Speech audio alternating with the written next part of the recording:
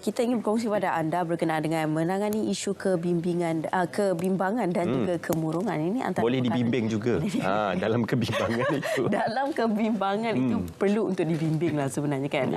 Apakah antara solusi yang boleh dilakukan dan perlu untuk kita mengenal pasti isu ini ataupun perkara ini, kerana isu mental health ni kita tak boleh nampak secara kasarnya. Mungkin perubahan daripada sikap dan juga perubahan daripada beberapa faktor, tetapi ia tidak menampakkan dari segi luarannya itu sendiri kan. Jadi perlu untuk kita memahami apakah antara kemurungan dan juga keresahan ini. Bersama dengan kita di studio saya kenalkan, iaitu di sebelah saya Puan Nurul Hidayah, Muhammad Saad merupakan psikologis klinikal, dan juga Tuan Arman Imran Ashok merupakan psikologis klinikal. Assalamualaikum. Okey, terima kasih bersama kami.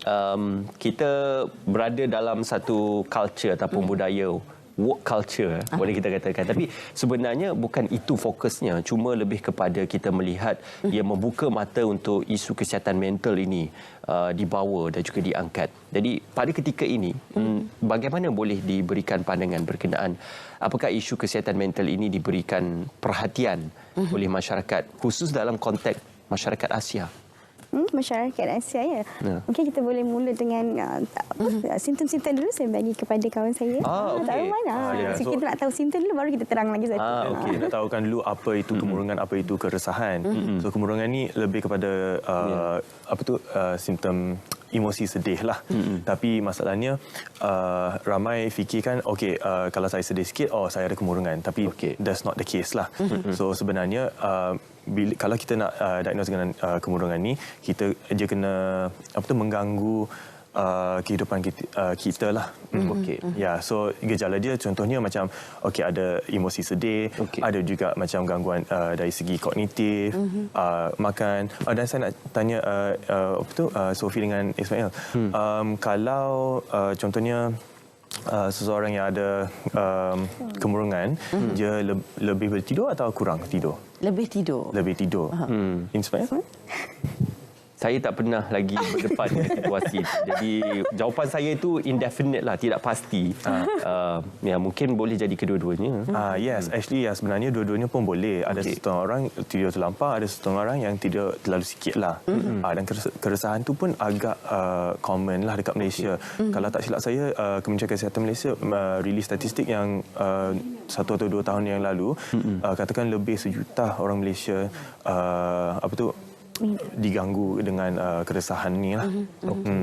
Wow, itu dia. Bagaimana untuk kita memahamilah sebenarnya apa itu simptom-simptom mental health itu sendiri. Okey, dan selain daripada itu antara simptom ataupun mungkin apa itu keresahan dan juga kemurungan sebagai permulaannya. Juga mungkin Puan boleh kongsikan berkenaan dengan konsep kesejahteraan dan kesihatan mental, well-being mental health ataupun kesihatan mental itu sendiri. Okey, terima kasih. Pertama, terima kasih atas jemputannya. Pertama sekali, jawab soalan Ismail dulu tadi pasal culture kan. Okey, kat sini konsep dia, kat sini bila kita kata tadi simptom-simptom kan, adakah dengan makna kita simptom-simptom ni cukup dah? Kita ada penyakit mental, itu je definisi kita penyakit mental. Tapi sebenarnya dia lebih daripada itu. Definisi kesihatan mental ni, well-being ni, aspek dia menyeluruh. Dia melingkungi juga. Tak semestinya kita tak ada semua simptom ni, kita okey. Fungsi, kefungsian tu, dia sebenarnya dia perlu ada essential juga. Dia perlu ada juga benda-benda lain daripada kita punya kestabilan emosi, kestabilan psikologi, karier kita, perkembangan, keluarga. Semua tu kecil-kecil tu boleh jadi satu komponen dalam kesihatan, kesejahteraan. Kesejahteraan well-being, kita panggil well-being mental health. Ini mental illness. Lagi satu lagi nama dia adalah mental well-being health. So semua sebenarnya. So dia ada dua-dua komponen, tak boleh satu je. Kalau satu je, tak semestinya kita tak ada mental health, tak ada mental illness, tak ada kesihatan mental, kita ni berfungsi secara normal. Kita boleh jadi macam ni, bahasa-bahasa budak muda sekarang lah. Rasa rasa macam boleh tak tahu, taja pun tak tahu kan. Balik dengan culture budaya. Budaya kita ni definisi mental health ni, yang pertama dengan apa nama dia, Asia. Kita bukan ekspresif. Asia ni bahasa kita dan sebagainya kita bukan ekspresif. Kita bukan jenis boleh bercakap secara terus terang macam tu ya. Kadang-kadang benda ni melibatkan komunikasi, melibatkan masalah. Benda-benda yang kecil-kecil macam ni bila kita tak urus dengan baik, tak ada komunikasi yang baik. Kita juga ada banyak stigma ya, stigma di sekeliling masyarakat kita, stigma dengan budaya kita, nak mendapatkan bantuan pun susah ya. Jadi benda-benda ni mengganggu sebenarnya. Bila kita ada masalah mental, kita perlukan sokongan dari sudut individu, kelompok, masyarakat. Ini 3 stages lah. So Asia ni dia bukan satu orang kata tu, komunikasi kita bukan secara direct. Kita bukan express, kita sedih kan. Malah ada kajian yang saya juga lakukan, kanak-kanak seumur 8 tahun, dia menulis, dia kata saya rasa malu kalau kawan-kawan tahu saya sedih. Seawal 8 tahun dia dah boleh bagi tahu. Saya malu kalau orang tahu saya sedih. Memalukan, menunjukkan perasaan emosi itu memalukan untuk kita. Jadi benda-benda ni ialah memerlukan penyelidikan, kajian. Kita kena dengar suara-suara daripada masyarakat kita sendiri, masyarakat Melayu, masyarakat Cina, masyarakat Malaysia. Itulah salah satu jawapan yang saya rasa untuk Asia ni, dia ada definisi yang lebih bukan saja biologi, psikologi, emosi dan spiritual tu. Kita ada celupan kita, celupan Asia kita sendiri, kita punya budaya, santun kita semua kan. Dan bila kita libatkan remaja zaman sekarang ni, yang mudalah, generasi muda kita, dia banyak kat situ dia macam dia tak faham identiti dia kat situ, jati diri dia tak faham dengan teknologi dan sebagainya. Banyak sangat informasi, so benda-benda yang ada dekat dalam internet semua tu pun boleh membawa kepada self diagnosis juga. Jadi yang kita nak tunjuk bahawa bukan sahaja simptom tu tak cukup. Simptom mungkin saya tak cukup tidur, saya lebih makan. Kita juga perlu mendapatkan feedback daripada orang. Kadang-kadang kawan-kawan sekeliling kata awak nampak lain. Sebelum ni awak nampak ceria. Kenapa awak nampak lain? Kadang-kadang kita tak perasan. Kita ni seronok kerja je, kita tak perasan. Jadi feedback daripada orang sekeliling juga membantu untuk kita. Memanglah mungkin aku ada something dengan well-being kita tu, dengan kita punya kesejahteraan tu. Bukan mental health saja. Kesejahteraan pun kita kena jaga. Elemen-elemen yang menyebabkan seronok, menyebabkan kita rasa nak hidup, makna hidup, yang menyebabkan kita rasa berfungsi sebagai seorang ibu, sebagai seorang isteri, sebagai suami, seorang pekerja, seorang anak. Benda-benda ni semua adalah kesihatan mental. Itulah tema kita kan. Tema kita tahun ni, tema kesihatan mental tu, kesihatan untuk semua. Semua orang. Tak ada siapa yang terkecuali daripada masalah kesihatan mental semua orang. Pastinya kesihatan mental itu adalah hak setiap manusia yang hidup di muka bumi ini. Bila kita bercakap tentang kesihatan mental, ada juga suatu situasi mungkin berlaku keresahan kepada seseorang yang sedang mengalami.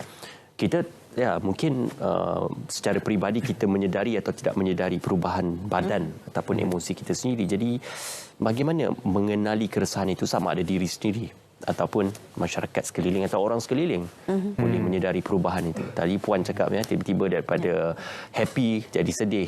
Banyak faktor, kadang sakit perut pun boleh jadi sedih kan. Cuma keresahan itu kita nak banding bezakan. So keresahan, bagaimana nak tahu kalau seseorang tu ada keresahan lah. Okay, so actually keresahan ni agak normal lah. Macam sekarang pun saya mengalami anxiety sikit lah. Tapi kalau orang diagnose dengan keresahan ni ataupun kecelaruan, dia ni macam saya sebut tadi, dia akan mengganggu fungsian kehidupan dia. Itu keyword dia lah. So maksudnya macam kalau dia nak pergi sekolah ataupun dia nak buat kerja, semua pun agak susah. Dari segi gejala dia, contohnya macam sesak nafas ataupun susah nak fikir, dia, memory dia pun terganggu dan sebagainya, macam gementar dan sebagainya. So gejala dia agak banyak lah. Tapi macam saya sebut tadi, apa yang mengganggu untuk menjadi kecelaruan dia adalah untuk your experience bila cerita pasal anxiety tu kan, kadang-kala orang yang tidak mengalami, dia tidak boleh nak bayangkan atau capture the image anxiety itu bagaimana. Tapi mungkin bersandarkan pengalaman, bagaimana anxiety itu kalau dalam konteks diri sendiri boleh berlaku, apa yang trigger anxiety. So yang ni kita kata dia lebih kepada fikiran dia. So agak kompleks sikit, tapi untuk senangkan, basically bagaimana kita perceive satu situasi tersebut tu. Kalau contohnya kalau kita fikir, kalau saya tak boleh buat benda ni, saya tak boleh buat benda tu, so lama-lama dia akan jadi macam kita panggil dia negative ataupun vicious cycle of anxiety, mana dia akan feed in kepada itself again and again and again. Okay, repetition. Yes, betul. Jadi kalau kita lihat sekarang ni, masalah kemurungan ini bukan berlaku kepada golongan dewasa saja puan kan, malah berlaku juga kepada golongan kanak-kanak. Dan bagaimana sebagai ibu bapa lah perlu untuk kita sentiasa memantau, selain daripada mungkin melihat perubahan pada sikap anak-anak kita, apa lagi antara perkara yang boleh kita lihat sebagai ibu bapa, sebab kita faham anak-anak dia ada pressure dia juga. Maksudnya ialah kita menetapkan jugalah, maksudnya kena belajar, ada waktu bermain, tapi ada waktu yang mereka juga akan rasa stres. Jadi bagaimana sebagai ibu bapa perlu untuk kita melihat bukan sahaja masalah kesihatan, orang kata mungkin anak kita demam, sakit sebagainya, tetapi dari segi kesihatan mental anak kita juga perlu untuk dijaga. Ya, betul. Kalau anak kita demam, chicken pox nampak, senang terus pergi hospital, selesai. Bagi ubat Panadol 2 hari selesai. Tapi macam mana kalau anak kita dalam keadaan stres? Pertama, macam mana kita nak identify, kita nak kenal pasti tu kan? Yang pertama itulah daripada kata tu perubahan tingkah laku tu bukan saja dari segi perilaku, kita juga boleh nampak dari segi perkataan yang dikeluarkan. Macam berulang-ulang, benda tu dah lepas lama dah. Katakanlah dia bergaduh dengan kawan dia, benda tu dah sebulan, 2 bulan lepas. Ulang lagi, masih lagi ulang lagi dan berulang. Pengulangan tu maksudnya dia belum boleh settle lagi. Minda dia belum boleh terima proses. Pengalaman itu masih menyakitkan. Pengalaman tu masih memberi kesan. Jadi dia perlu diproses, dia perlu dibantu kanak-kanak. So kanak-kanak ni dia banyak dia ada perkembangan. Maksudnya perkembangan ni kita kena tengok juga. Adakah umur mental dia sama dengan umur dia sekarang? Kalau kata dia 8 tahun, umur mental dia tengok 8 tahun tak? Perkembangan emosi dia selari tak 8 tahun tu? Kalau anak kita 8 tahun tapi emosi dia seperti marah dia tu seperti 12 tahun. Maka kat situ kita boleh nampak, jadi perbandingan umur anak dari segi emosi, dari segi dia punya harian, kita panggil daily function ini, dia punya kebolehan dia untuk berindependen. Umur 12 tahun masih lagi tak tahu nak susun kasut. Tu bahayalah tu, dah tak sesuai dengan umur dia. Jadi benda ni kita sebagai ibu bapa, boleh bila kita rasa macam ada risau ibu dan ayah kan berbeza kan. So bila ibu tu ada risau, ayah tu ada risau, boleh hantar untuk penilaian kalau nampak berbeza. Dan daripada situ nanti kita boleh nampak dia punya pecahan dia, emosi dia bagaimana, perkembangan dia umur berapa. Itu lebih senang. Bila kita nampak tu lebih senang, formula tu lebih senang. Ni kena nak cakap dengan anak kita ni, laras ni umur okey. Anak kita memang 8 tahun tapi cakapnya mungkin baru 5 tahun. Kita turun sikit dan kita fahamkan dia situasi itu terjadi sesuai dengan umur 5 tahun. Disesuaikan. Sesuaikan. Penyesuaian tu difahamkan akan ada suatu juga atur cara yang akan berlangsung World's Mental Health. Jadi mungkin boleh dikongsikan berkenaan atur cara tersebut.